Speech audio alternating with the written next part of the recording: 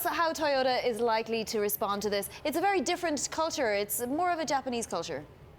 Well, yeah, Toyota tends to not be confrontational in the U.S. Of course, they came here in the 80s when automakers sort of agreed to build more, Japanese automakers agreed to build more in the U.S. instead of importing so much from Japan. The thinking at the time was if they had to deal with American workers, they'd face unions and they'd have all the same problems that Detroit has, but they showed they could really bring their Toyota manufacturing system to the U.S. and they've done very well. They've invested billions and billions of dollars in the U.S. One thing I need to point out, Mr. Trump has his facts a little conflated in the tweet.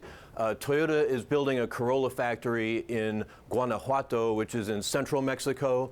In Baja, they have a factory they've had for a long time making small pickup trucks, the Tacomas. So the Corolla factory is really in central Mexico. Some of those vehicles presumably would come to the U.S., but they already have a Corolla plant in Mississippi, so it's not clear they'd need a lot of them for here.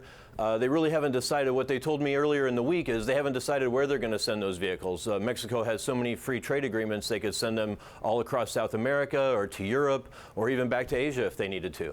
Jamie, bearing that in mind, it makes one wonder where Donald Trump is picking these items from. These don't seem like controversies that are occupying a lot of public attention at the time. Perhaps they are. Correct me if I'm wrong, but look at what we saw from Ford and GM and now Toyota. Give us a sense of the context of greater import of these factories. Yeah, clearly there's a target on Mexico, right? Because with Ford, you could sort of see, okay, they were announcing a large investment in Mexico. With GM, it's a small number of vehicles that they don't make in the U.S. and that aren't popular in the U.S. I mean, it would basically just be a car that GM wouldn't be able to sell here. Corolla, Toyota imports a lot of hybrids, a lot of Lexus models from Japan. So far, he hasn't gone after Japan. He hasn't gone after imports from Korea or from Germany or anywhere else, or Canada. He hasn't worried about Canada in NAFTA. It's all been Mexico. So for whatever reason, however that plays out politically, Mexico is clearly the target. Jamie, you may not have had a chance to even report this out yet, but where did this come from? What's spelled this? Is it possible that the Toyota Motors president, Mr. Toyota, called the incoming administration, having seen what happened in the last couple of days with GM and Ford? Maybe he wants to be included too.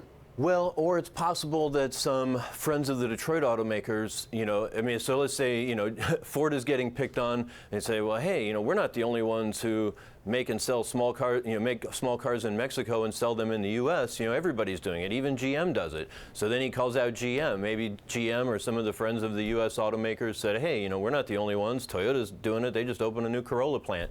Whatever reason, there's always a lot of back channels of communication, and these are being brought to his attention, and he sees benefit in highlighting them. Jamie, my mind keeps wandering back to the interview our colleague David Weston did with Mark Fields, in which Mark Fields was so adamant that Ford came to its decision because it was a sound business decision. And it makes me wonder about timing here. Why were companies going ahead with these factories in Mexico if, in fact, it did make business sense, as Mark Fields said, to do this in the U.S.? Yeah, well, Ford is still going to make the Focus in Mexico, right, which is the car they were going to build at that factory. Mark Fields' answers, as I could parse them, was that they didn't need to spend $1.5 billion on a new plant to make the Focus small car when they could really just fit it into the small car plant that's already in Mexico. So that was definitely part of it. Small cars are losing favor, but the Corolla is hugely important to Toyota. It's their top seller worldwide. It is the top selling car in the world. Focus likes to claim that as well. It sort of depends how you slice it. But these are hugely important vehicles, and not just for the U.S. market.